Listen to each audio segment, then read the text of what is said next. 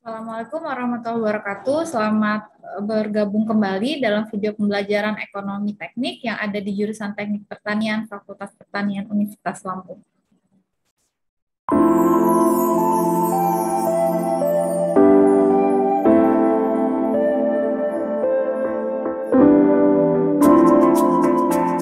Pada video kali ini kita akan membahas tentang BEP atau Break Even Point. Oke. Sebelum masuk ke pokok pembahasan, kita perlu mengetahui capaian pembelajaran yang diharapkan didapatkan dari video kali ini, yaitu mahasiswa mampu menganalisis titik impas.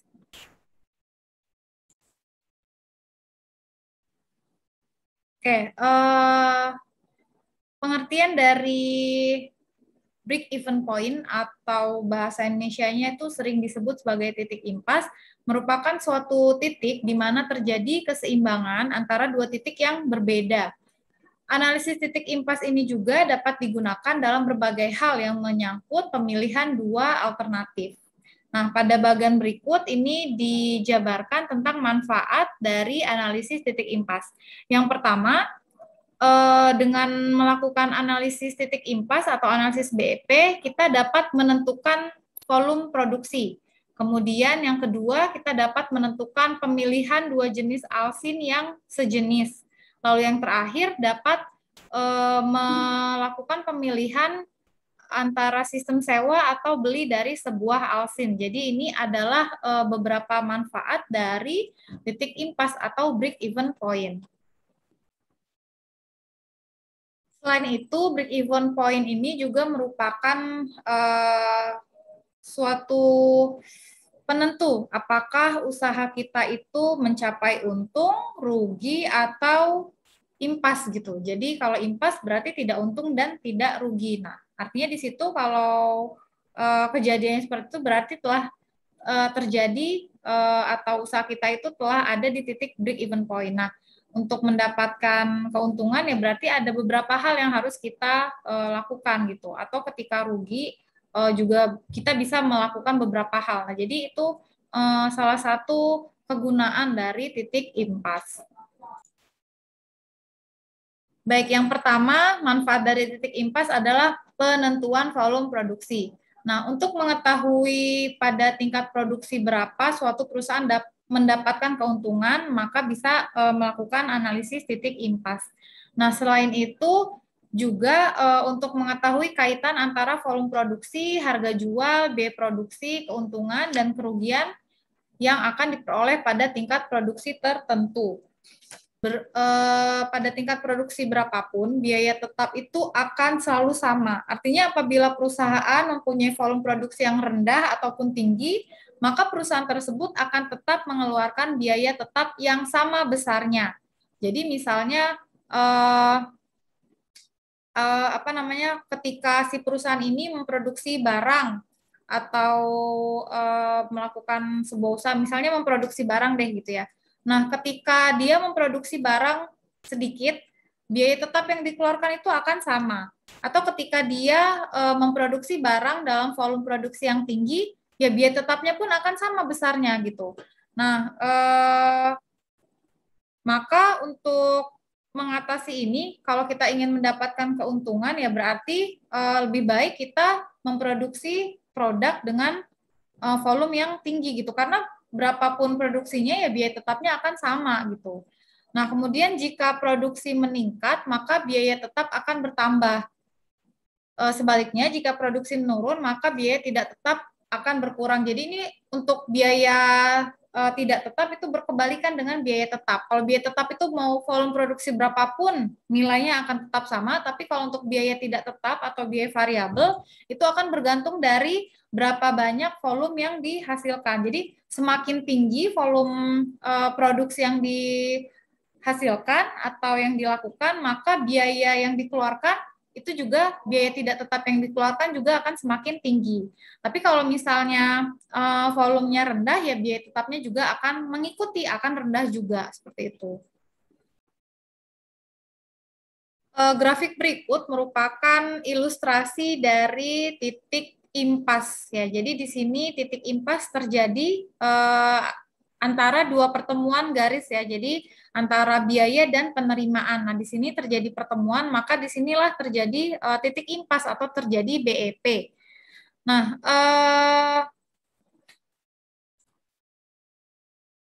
pada grafik ini juga ini dapat kita lihat pada sumbu X ini merupakan jumlah produksi, kemudian pada sumbu Y ini merupakan biaya biaya dan penerimaan gitu. Nah, pada grafik ini bisa kita lihat ya, penerimaan, garis penerimaan ini akan memotong garis biaya yang berarti bahwa besarnya penerimaan sama dengan biaya yang dikeluarkan. Maka terjadilah titik impas. Nah, kemudian garis penerimaan ini kita lihat ya setelah menemui titik impas ini. Nah, dia garis penerimaan berada di atas garis biaya. Jadi ini garis biayanya, kemudian ini garis penerimaan. Nah, berarti perusahaan ini akan mengalami keuntungan gitu. Jadi karena dia sudah melampaui, karena penerimaannya sudah melampaui dari biaya yang dikeluarkan ya kan. Ini garis biayanya, ini yang di atas ini adalah garis penerimaannya. Jadi di sini artinya perusahaan akan untung. Ada beberapa komponen yang mempengaruhi dari titik impas atau mempengaruhi BEP. Yang pertama adalah biaya tetap. Kemudian yang kedua adalah biaya tidak tetap, dan yang ketiga adalah harga jual. Jadi ketiga komponen ini sangat mempengaruhi dari besarnya BEP yang terjadi.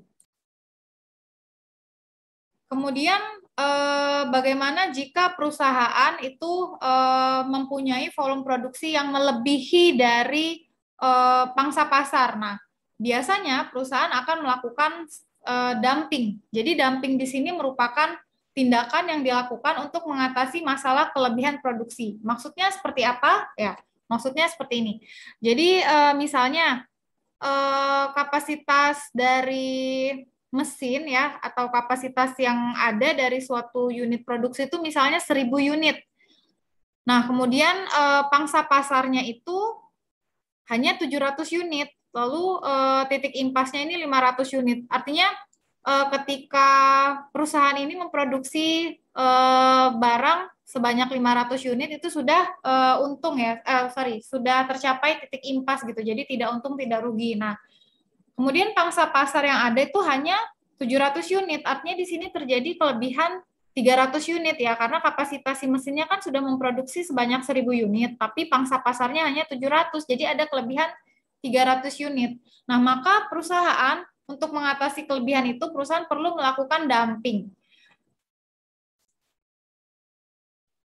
Ada dua cara dari dumping ini ya, atau alternatif dari dumping. Yang pertama menurunkan harga jual, yang kedua memberikan bonus gitu. Nah, kalau yang pertama menurunkan harga jual, jadi produk di atas unit ke 700 ya, karena tadi kan pangsa pasarnya 700. Nah, kemudian kalau 700 itu sudah terjual, nah maka barang di 701 berarti ya. Nah, barang ke 701 itu diturunkan saja harganya gitu. Jadi untuk menarik pembeli sehingga dapat membeli barang itu dengan harga yang lebih murah dari harga yang normal gitu. Nah, kemudian karena kalau misalnya perusahaan memberikan diskon ya, karena menurunkan harga jual itu kan biasanya dikasih diskon gitu ya. Nah, itu karena ini barang ke 701 berarti kan perusahaan sudah mendapatkan untung. Jadi mau dijual setengah harga pun itu perusahaan sudah untung gitu. Karena sudah tercapai sudah tercapai di produksi yang ke 700 itu sudah untung. Nah, jadi 701 itu udah untung banget gitu. Jadi dijual setengah harga juga nggak masalah, masih untung. Nah, atau juga perusahaan bisa melakukan bonus. Jadi menjual dengan harga yang tetap, tetapi memberikan bonus. Biasanya kalau di pusat perbelanjaan itu kita lihat ada buy one get one free. Nah, itu kan berarti dia memberikan bonus, tapi kita beli barang tersebut harganya normal, tapi ada bonusnya gitu. Nah, ini juga dapat dilakukan untuk memikat pembeli. Nah, jadi ini juga diharapkan dapat menambah volume penjualan. Jadi untuk produksi yang berlebihan tadi itu bisa diatasi dengan dua cara ini, bisa memberikan diskon atau memberikan bonus seperti itu. Yang kedua, manfaat dari BEP adalah pemilihan dua alsin yang sejenis. Nah, jadi ini juga dapat digunakan untuk membantu mengambil keputusan apabila harus memilih dua alternatif mesin yang mempunyai fungsi yang sama.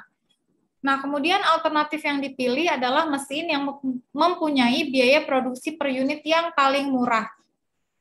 Kemudian titik impas ini di sini juga adalah di sini memperhitungkan juga jumlah jam kerja per tahunnya atau volume produksi per tahunnya. Jadi tergantung dari satuan biaya tidak tetapnya per tahun atau per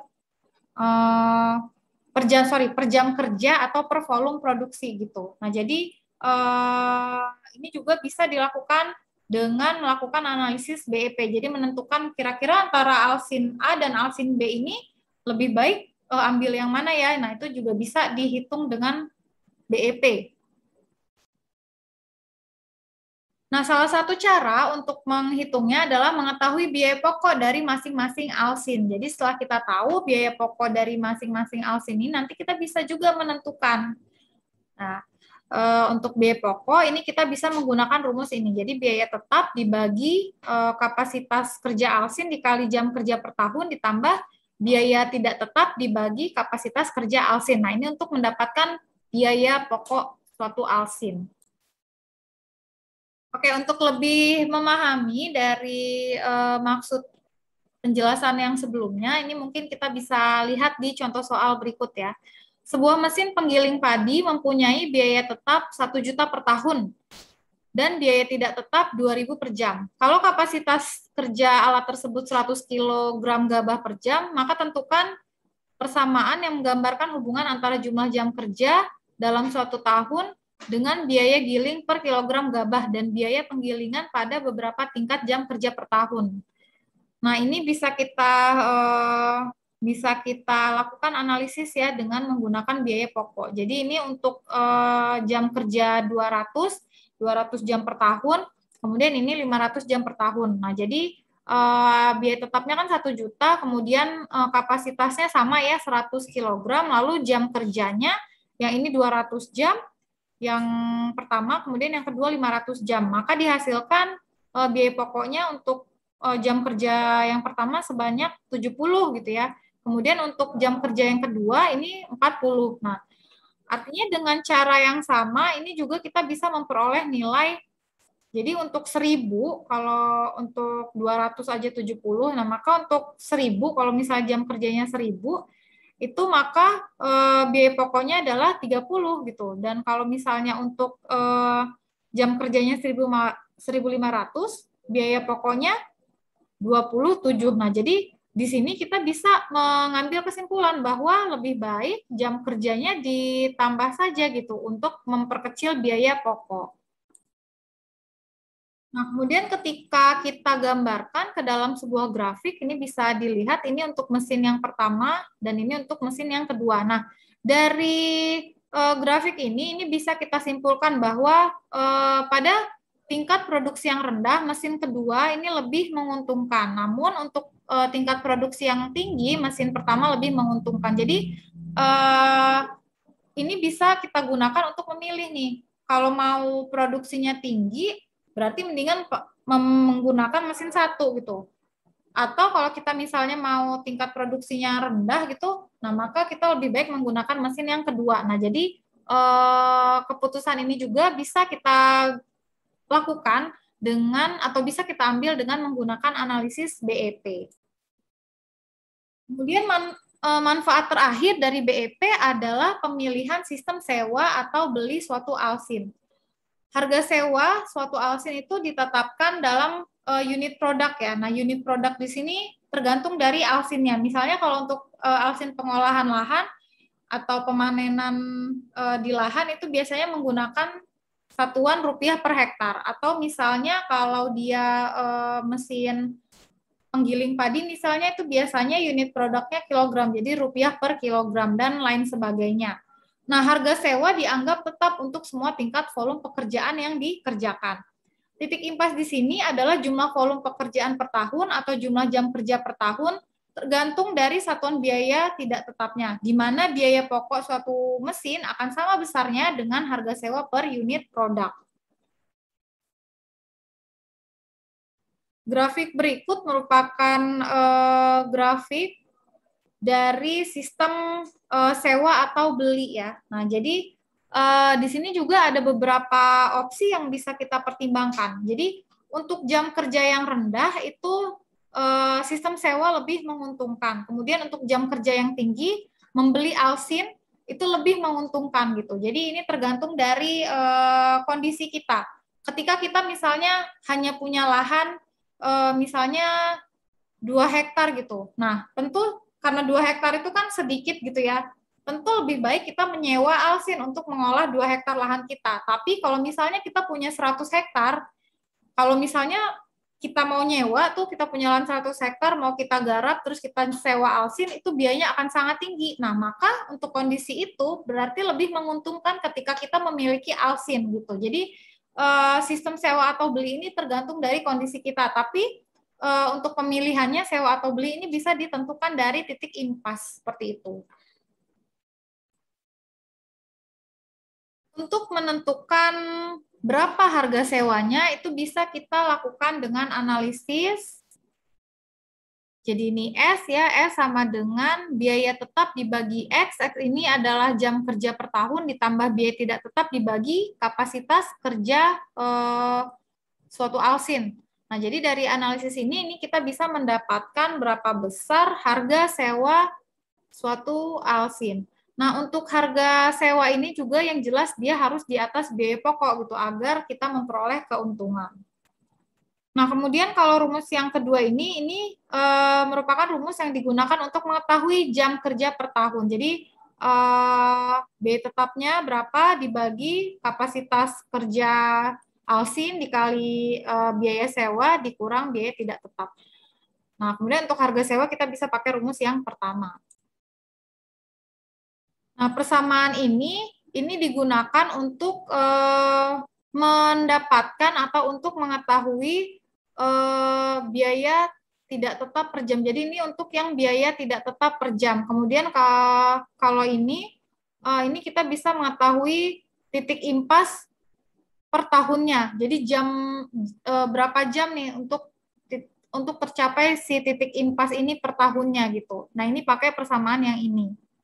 Kemudian selanjutnya kalau persamaan yang pada slide ini digunakan untuk ketika biaya tetap itu biaya tidak tetap itu per unit produk. Ketika biaya tidak tetap itu per unit produk. Nah, jadi ini titik impasnya per unit produk per tahun. Nah, persamaan yang bisa kita gunakan adalah S sama dengan biaya tetap dibagi X ditambah biaya tidak tetap. Kemudian untuk mendapatkan atau untuk mengetahui berapa volume pekerjaan, jadi berapa banyak produk yang harus dihasilkan setahun, itu kita bisa menggunakan persamaan ini. Biaya tetap dibagi S ini adalah harga sewa atau harga jual lah ya. Kemudian dikurang biaya tidak tetap. Oke, sekarang kita masuk ke contoh soal. Contoh soalnya, seorang petani ingin membeli sebuah mesin penggiling padi seperti pada contoh sebelumnya ya.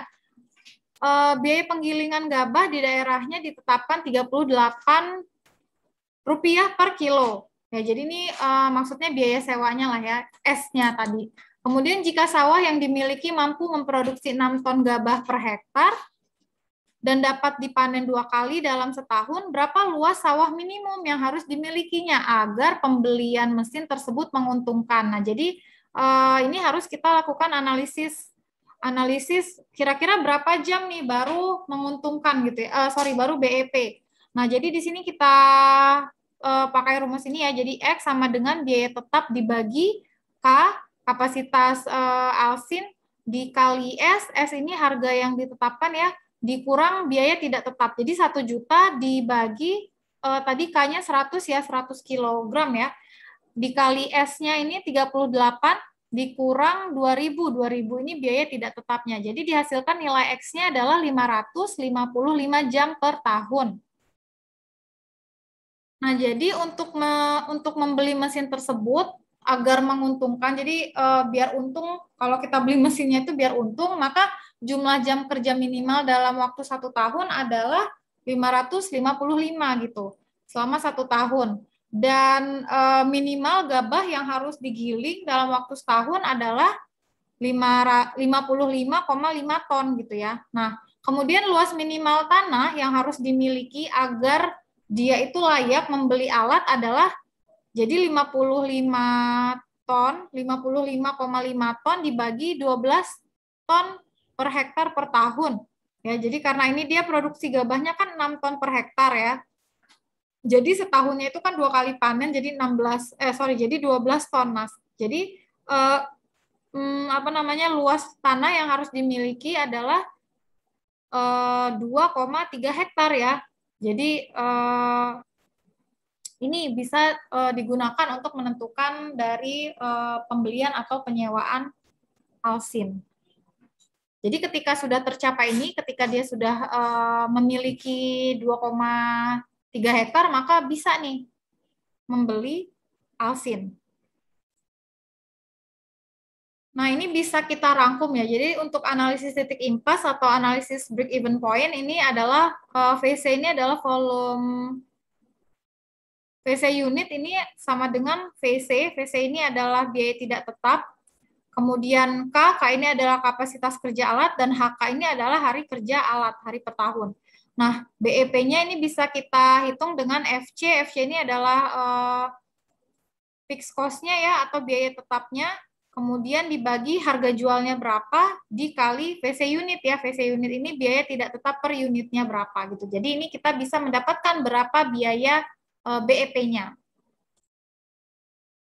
Kemudian ini untuk mengetahui berapa laba yang kita dapatkan, maka kita harus menganalisis berapa penerimaan kita dan pengeluaran kita. Caranya adalah penerimaan ini disimbolkan dengan B atau benefit ya. Jadi ini adalah hasil perkalian B ini adalah hasil perkalian antara K dikali harga jual. Nah, K di sini adalah K di sini diperoleh dari kapasitas kerja alsin dikali hari kerjanya per tahun berapa. Nah, kemudian untuk pengeluaran atau cost ini bisa kita cari dengan C sama dengan K dikali biaya pokoknya. Nah, jadi ini K-nya sama ya rumusnya kapasitas alsin dikali hari kerja kemudian dikali biaya pokok, nanti kita bisa memperoleh berapa pengeluarannya. Nah, selanjutnya kita bisa menganalisis berapa pendapatan kita. Jadi pendapatan kita itu bisa dianalisis dengan menghitung berapa laba yang kita dapatkan. Dengan cara laba sama dengan benefit dikurang cost, atau pendapatan dikurang pengeluaran. Jadi selisih itulah laba yang kita dapatkan dari suatu usaha. Baik, mungkin ini saja yang dapat disampaikan untuk materi break even point ini. Kemudian untuk acuan pustaka yang digunakan adalah ini. Silahkan jika ingin dipelajari lebih lanjut. Terakhir, terima kasih atas perhatiannya. Wassalamualaikum warahmatullahi wabarakatuh.